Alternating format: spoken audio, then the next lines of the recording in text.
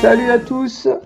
Je vous ai préparé une vidéo qui va être un petit peu longue. On va faire énormément de choses. Je vais faire une bêta lecture d'un texte que j'ai demandé en fait à ChatGPT. ChatGPT, c'est une intelligence artificielle et alors ça révolutionne un petit peu le domaine artistique, l'information. Alors est-ce que c'est bien, est-ce que c'est pas bien? De toute façon, c'est un outil. Comme tous les outils, il va être un petit peu détourné. Ça peut être très utile comme ça peut être très nocif. Donc nous on va voir le côté plutôt sympa. Je lui ai demandé donc de me faire un texte et puis on va le corriger, on va voir s'il est vraiment, s'il est bon ou pas. L'avantage de corriger ChatGPT, c'est que on va pouvoir se lâcher, quoi. On va pouvoir lui en mettre plein la tête. Il va pas se vexer. On pourra y aller franco, quoi. Alors que si on fait la bêta lecture d'un être humain, comme il y en a encore qui écrivent, il faudra plutôt prendre des pincettes. Je vous rappelle, l'objectif de la bêta lecture, c'est que l'écrivain continue son œuvre. Alors, c'est parti. On va jusqu'au bout de la vidéo. Ah oui, à la fin, je vous montrerai un truc aussi sympa. Parce qu'on va faire un peu les vieux, on va critiquer ChatGPT, donc il faudra qu'on fasse un petit hommage à la jeunesse. Donc on prend son temps, mais ça va être très dense. On va voir énormément de choses. Alors, notamment, on va voir les qualités du style et la structure narrative. Alors, dans les qualités du style, on va voir choix des mots, choix des temps, euphonie, hiatus, allitération, clarté, ponctuation, orthographe, gradation, cohérence. Voilà, on va voir tout ça. Je vous laisse regarder. Je vous remets les 6 qualités du style, les crocs MC. Donc chaque fois qu'on parle de qualité du style, on doit se pencher sur des problèmes de clarté, de richesse, d'originalité, de couleur, de musicalité et de cohérence. Concernant la structure dramatique, on va voir un problème sur le choix des noms, on va voir un cliffhanger, on va voir des promesses, ellipses, cohérence, show don't tell, crescendo, climax, suspense et tension dramatique. Alors ChatGPT, qu'est-ce que je lui ai demandé? Je lui ai demandé, peux-tu me créer une histoire sur la base des 3 petits cochons, mais en utilisant 3 petites girafes et un lion et en essayant d'avoir un style un petit peu pompeux, trop littéraire. Donc j'ai dicté cette question en fait. Le souci donc avec les intelligences artificielles, c'est qu'elles entendent ce qu'on leur dit. Par exemple, si je lui avais dit ça, peux-tu me créer une histoire sur la base de 3 petits cochons mais en utilisant 3 petites girafes et un lion avec un style un petit peu pompeux, il aurait pu croire que le style un petit peu pompeux, c'était du lion que je parlais. Donc je vous ai mis un lion un petit peu pompeux. Pompeux qui affecte une solennité plus ou moins ridicule. Il faut faire attention quand on travaille avec ces intelligences artificielles. Elles peuvent être pertinentes, mais il faut leur poser les questions comme il faut, adéquates. Sinon, elles peuvent être à côté de la plaque et on s'en rend pas compte. Alors le texte qui me sort, il est comme ça. Je vais vous le remettre en grand, après on va tout décortiquer. Et on voit déjà qu'il m'a fait des paragraphes et qu'entre chaque paragraphe, il a sauté une ligne. J'ai trouvé ça assez clair, ça permet une lecture facile. Après, je vais découper, mais déjà, on voit que maison, il est répété 8 fois, demeure, je crois qu'il est répété 1, 2, 3, 4, 5 fois. Mais bon, après, c'est comme l'histoire des petits cochons, ils vont construire leur maison, c'est normal que ces termes-là, ils soient répétés. Bon, c'est pas un souci, hein. Après, il a utilisé d'autres synonymes. Par contre, les noms, ouais, ça va pas. Comme nom, des petites girafes, c'est des sœurs. Donc c'est des petites girafes, c'est des sœurs et elles ont des noms. Le fait de leur donner des noms, ça évite de répéter sans arrêt girafe, girafe, girafe. Par contre, il les a appelées Léonore, Éléonore et Aurélie. Et alors dans une même histoire, avoir Léonore et Éléonore, j'ai trouvé ça pas du tout pratique, hein. Donc moi, j'aurais pas fait ça. Si vous avez le choix des noms, quand vous racontez une histoire avec des personnes réelles, si c'est une biographie ou je ne sais quoi, on n'a pas le choix des noms. Mais quand on a le choix des noms, il faut que cela soit des noms qui s'accordent, qui soient plutôt euphoniques, qui correspondent à l'univers et où il n'y ait pas de souci de confusion. Là, il y a franchement un souci de confusion entre Léonore et Éléonore. Allez, on démarre. Donc, les 3 petites girafes.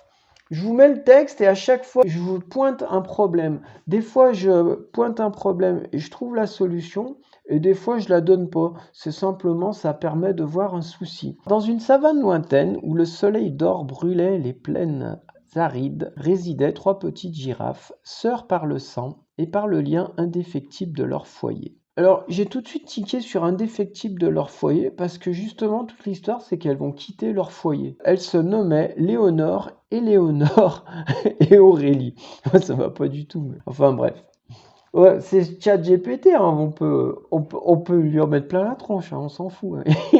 Il va pas se vexer. Chacune, avec une élégance gracieuse, avait érigé sa demeure dans cette vaste étendue sauvage. Alors, direct, il nous met dans le bain, on arrive, c'est déjà fait. Elles ont déjà érigé leur maison. Je trouvais que c'était dommage.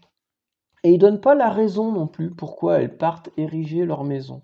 Alors ensuite, ériger, c'est un terme de construction, on va voir qu'il en a utilisé plusieurs. Léonore, la première girafe, avait bâti. Alors là, par exemple, moi j'aurais mis du passé simple. Qu'on assiste un petit peu à cette construction. Parce que là, on arrive, tout est fini, c'est dommage. Donc on assiste à la construction, bâtit sa maison de roseaux et de feuillage. Après, on verra qu'il y a de l'action. Quand le lion arrive, il y a un moment, je serai passé au présent, mais je vous en reparlerai. Tressant avec habileté chaque brin pour en faire une toile solide. Ouais, alors là, ça allait pas. Une toile solide. Euh, Cette maison, elle n'est pas solide du tout. C'est la première que le lion il va dégommer. Donc nous dire tout de suite qu'elle est solide, c'était une fausse promesse. C'était de nous mettre sur une fausse piste, inutilement en fait. Sa demeure, bien que modeste, reflétait la douceur de son âme et la patience de ses mains agiles. Alors là, il y avait ça, son C. J'ai gardé comme ça. Et après, oui, donc il y avait cette histoire de gradation. On bricole, on confectionne, on élève, on bâtit plus solidement et on érige. C'est comme ça que moi je l'entendais, hein. Après, on peut le mettre un peu dans un autre sens. Mais c'est vrai que le fait de bâtir, on sent des fondations un peu plus solides que confectionner, bricoler. Donc la gradation des idées également. Les maisons, elles vont aller de fragile à solide. Les girafes, elles vont aller de naïves et confiantes à méfiantes. Le travail, il va aller de bâclé à méticuleux, par exemple, hein. Le lion, il va aller de méprisant à furieux. Il faudra utiliser les termes appropriés pour suivre cette gradation. Abri, cabane, refuge, maison, demeure, forteresse. Voilà, c'est de plus en plus solide. J'aimais bien cette histoire, moi, quand j'étais gamin. D'ailleurs, ouais, la variété des tours. Quand on raconte une histoire, alors on est entre écrivains, on parle de littérature, on cherche toujours la variété des tours. Mais malgré tout, quand on raconte une histoire aux enfants, parfois ça peut être sympa d'avoir la même construction, la même structure qui revient, parce que ça c'est assez plaisant. Et les gamins particulièrement, ils aiment bien ça, les structures qui reviennent. Les deux paragraphes, ils sont construits pareil. On aurait pu varier les tours pour se faire plaisir. Donc par exemple, vous faites des pauses hein, pour lire, hein. Donc par exemple, lui, il marque Éléonore, quant à elle, avait élevé sa maison avec des brindilles soigneusement empilées, formant ainsi une structure fragile mais charmante. Donc on aurait pu marquer formée de brindilles soigneusement empilées, la maison d'Éléonore, quant à elle, présentait une structure délicate et frêle mais charmante. Ah ouais, si, je reviens, pardon, j'ai oublié de vous dire un truc. Avant mai, on met une virgule en général. Lui, il en avait pas mis. Des plus précaires, j'avais un doute s'il fallait un S ou pas, donc je vous ai mis la règle. Je pense qu'on peut presque mettre comme on veut, quoi, là. Ouais, ce montage des plus précaires, il y avait une question d'équilibre un peu, on sentait que c'était pas très solide, quoi. Donc la première, elle construit avec des roseaux et des feuillages, et l'autre avec des brindilles. Sauf que quand le lion arrive, il va détruire la première maison et il va en faire un tas de brindilles. Donc ça allait pas de dire que la seconde, elle était construite avec des brindilles. Donc ça serait mieux qu'elle soit faite avec des branches. Enfin, Aurélie, la plus sage des trois, avait érigé sa maison en utilisant des pierres taillées avec précision. Alors, le fait d'être sage et la précision, c'était pas forcément lié. Quand on a de la précision, c'est qu'on est méticuleux, c'est pas tellement qu'on est sage. On peut être sage aussi, mais bon, je trouvais que ça allait pas. Ensuite, il y avait une répétition qui était le piège de la répétition piégeuse. J'ai marqué ça parce qu'en fait, il y avait érigé et érigeant. Donc, c'est possible que le logiciel, il ne le voit pas. et que même vous, vous passiez à travers. Mais c'est quand même une répétition. Parce que ériger en érigeant, c'est pas très joli, quoi. Ah ouais, après, il y a un truc qui allait pas du tout. Une forteresse impénétrable. Ça va pas du tout. Si la forteresse, elle est impénétrable, l'histoire, elle est finie. On sait qu'elles vont s'en sortir, ces girafes. Donc, il n'y a aucun suspense. Donc, ça va pas. Faut pas du tout mettre impénétrable contre les éléments hostiles de la savane. Sa demeure robuste et majestueuse. Ah ouais, alors ça allait pas du tout non plus majestueuse. Quand on est sage, on fait pas une maison majestueuse, on fait une maison qui est confortable, pratique, mais majestueuse, c'est un petit peu trop, quoi. Témoignait de sa prudence et de sa sagesse. Sa sagesse, ça allait pas, ça faisait un problème d'euphonie. Sa sagesse. Ouais, donc du coup, je change. Enfin, Aurélie, la plus sage des trois, érigea sa maison en utilisant des pierres taillées, bâtissant ainsi une véritable forteresse contre les éléments hostiles de la savane. J'ai enlevé impénétrable et j'ai enlevé aussi l'histoire de la précision. Vaut mieux un mot en moins plutôt que de rajouter du vocabulaire et puis de se perdre dans l'histoire, hein. Le but, c'est pas de mettre du vocabulaire, le but, c'est de raconter une histoire qui tienne debout. Or, par-delà les plaines dorées, rôdait un lion redoutable. Il y a une allitération en R, on l'entend, le lion, il arrive. Fait flipper un petit peu cette histoire. Ceux qui ont peur, vous pouvez vous reculer un petit peu de l'écran. Je vais le faire d'ailleurs parce que pas bien les lions. Dont la faim insatiable était connue de tous les habitants de la savane. Alors là, il y avait un début de cascade qu'on aurait pu imaginer continuer. Donc on aurait pu écrire était connu de tous les habitants de la savane de l'Afrique de l'Ouest. Ça faisait de. Donc ça, faut éviter. Donc là, ça va, il y a 3 fois de. Ça passe. Était connu, je pensais qu'on aurait pu mettre effrayait tous les habitants de la savane. Ça nous permettait de zapper le était. Sa crinière flamboyante flottait. Là aussi, il y a un on sent que ça flotte en fait. Je trouvais que c'était pas mal.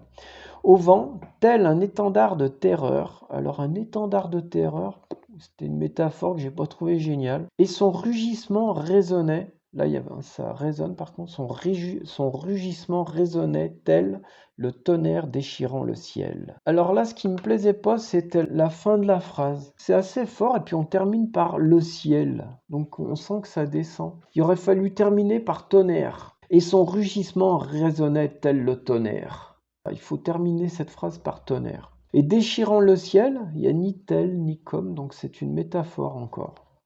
Alors celle-là, pour le coup, elle est bien. Le tonnerre déchirant le ciel. Un jour, Lionel, avide de chair fraîche, découvrit les modestes demeures des 3 petites girafes. D'un pas puissant, il s'approcha. Alors moi, je m'étais imaginé que ces girafes, elles avaient construit leur maison, mais pas forcément les unes à côté des autres, hein, pas dans un lotissement, quoi.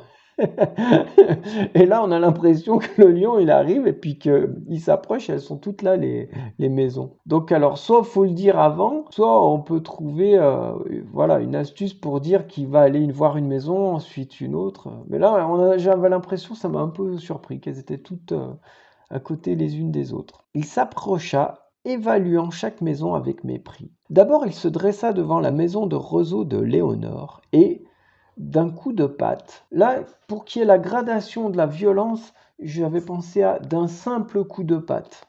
D'un simple coup de patte, réduisit l'abri fragile, alors qu'avant elle nous avait dit que c'était une toile solide, en un amas de brindilles. Et c'est là où ça va pas parce que la deuxième maison, elle est faite en brindilles. Donc on ne peut pas détruire la première qui est censée être la plus fragile et qu'elle se retrouve à l'état de la seconde qui est censée être plus solide. Ça allait pas. Oh là là, ChatGPT. Effrayée, Léonore se réfugia dans la maison d'Éléonore. Ah bon, les noms, ça va pas du tout, hein. Espérant y trouver refuge. Alors, on espère avec elle aussi. Mais Lionel, suspense, avec une férocité sans pareille, fit voler en éclats la maison de Brindille. Donc là, elle est bien en brindille. Forçant les 2 girafes à fuir vers la forteresse de Pierre d'Aurélie. Impénétrable et à toute épreuve. Ah, c'est moi qui ai marqué ça. Impénétrable et à toute épreuve. Si elle est impénétrable et à toute épreuve, c'est bon, l'histoire est finie. Donc ça va pas. Créer de la tension, entretenir le suspense. Donc qu'est-ce que j'ai fait? J'ai enlevé le fuir vers la forteresse de Pierre d'Aurélie. On va les laisser fuir sans savoir ce qui se passe. Cliffhanger. Donc, Je reprends. Mais Lionel, avec une férocité sans pareille, fit voler en éclats la maison de Brindille, forçant les 2 girafes à fuir, terrorisées. Cliffhanger, on ne sait pas ce qui va se passer, on a envie de tourner la page. Et là, oui, ça allait pas du tout, sans déconner. Imperturbable, j'ai marqué sérieux. Non mais sérieux, imperturbable, Aurélie les accueille avec sagesse. Mais tranquille, il y a un lion qui arrive, mais elles vont boire le thé. Mais elles sont dingues ces petites girafes. Tu m'étonnes que c'est une espèce en voie de disparition. Refermant les lourdes portes de sa demeure. Ah, quand même. Alors on se pose, non, alors on se pose pas, il n'y a pas de alors. On enlève ce alors et on démarre direct par furieux. Furieux et frustré, Lionel tenta, mais pas en vain. Si on marque en vain, c'est fini, ça veut dire qu'il n'y va pas y arriver. Tenta de briser les murs de pierre, faut laisser du suspense. Mais la maison d'Aurélie résista à ses assauts, résista à un hiatus, à ses assauts, protégeant ainsi les 3 sœurs de la fureur du lion. Avec sagesse, je marque. Mais ouais, alors oui, avec sagesse, chaudon de tel, j'ai marqué. On ne dit pas qu'elle les accueille avec sagesse, on montre quelque chose qui fait qu'on se dit, elle a de la sagesse, elle ferme les portes par exemple. Et ainsi, grâce à la sagesse d'Aurélie et la seule et à la solidité de sa demeure. Bon, c'est un détail, mais la solidité de sa demeure, c'est lié à sa sagesse, parce qu'elle avait bien prévu les choses. Donc c'est pas un et d'accumulation en quelque sorte, c'est la conséquence. Les 3 petites girafes survécurent à la menace du lion, apprenant que la prudence et la persévérance, lui il avait marqué ça, ChatGPT il marque la prudence et la persévérance. Moi, je voyais pas trop de persévérance là-dedans. J'aurais plutôt dit la solidarité. Sont les remparts les plus sûrs contre les dangers de ce monde sauvage. Arc narratif et nouvel équilibre. Alors, est-ce qu'elles ont évolué, ces petites girafes? Ouais, je pense qu'elles sont devenues un petit peu plus sages. Le lion, il va réfléchir à un autre plan. Et je marque quid du lion, parce que ça se termine comme ça. On sait pas ce qui devient, ce lion. Ah ouais, non, ça c'est moi. Ça se termine vraiment comme ça. Donc, quid du lion? Qu'est-ce qui se passe? On sait pas. On les laisse comme ça, les girafes. Donc, je écris la suite. Le lendemain, le lion se pointe et, alors qu'elle jouait tranquillement du violon dans le jardin d'Aurélie, il les bouffe toutes les 3. Et je marque, bonne nuit les petits. J'avais grave la dalle, il dit le lion. Et pas chouette mon lion? Voilà, bon, on a fait le tour, je suis content. C'était un petit peu long, mais on a vu plein de choses. On a vu une vingtaine de concepts différents, sachant que on a été un petit peu pointilleux. Là, franchement, elle était pas mal l'histoire. Quand il a sorti l'histoire, j'ai trouvé qu'elle était pas mal. Au début, je me suis dit, oh, on va trouver 2, 3 bricoles. Puis finalement, quand on veut être un peu taquin, on en trouve plein. Il y a toujours plein de choses à revoir. Alors, le fait qu'il y ait beaucoup de choses à revoir, faut pas que ça vous décourage. Dans n'importe quel texte, on peut prendre n'importe quel auteur, il y a toujours des trucs à bricoler, il faut pas que ça empêche d'avancer. C'est l'occasion aussi de voir qu'on peut perfectionner son texte, on peut être tatillon et essayer de trouver des astuces. C'est jamais compliqué, hein, je pense que vous avez compris tout ce que j'ai dit, j'espère. Non, il n'y a rien de compliqué. Et puis c'est sympa d'aller bricoler son truc pour en faire après un petit chef-d'œuvre. Juste un petit texte comme ça peut être un chef-d'œuvre de construction si on le fait vraiment bien comme il faut. Je préfère un petit texte pas parfait, mais bien goupillé à une saga de 8 tomes où le gars il a écrit comme ça à fond la caisse. Bon, et bah super. Je vous remets vite fait, alors qu'est-ce qu'on a vu? On a fait du choix des mots, des temps. Alors on n'a pas travaillé sur la ponctuation. Dans ce texte, il n'y a pas de point-virgule, il n'y a pas de point d'interrogation et il n'y a pas 3 petits points. Ça, c'est des outils, c'est dommage de ne pas les utiliser justement pour donner du peps.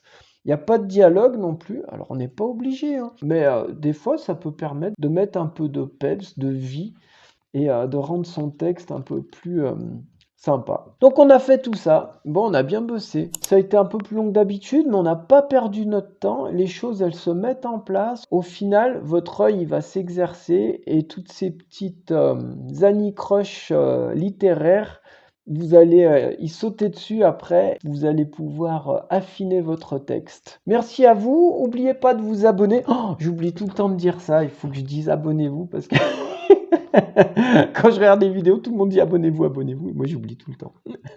C'est pas grave, vous le savez. Allez, bisous à tous, à bientôt, ciao. Et mettez un pouce aussi, ça aussi, j'oublie tout le temps de le dire. Ciao.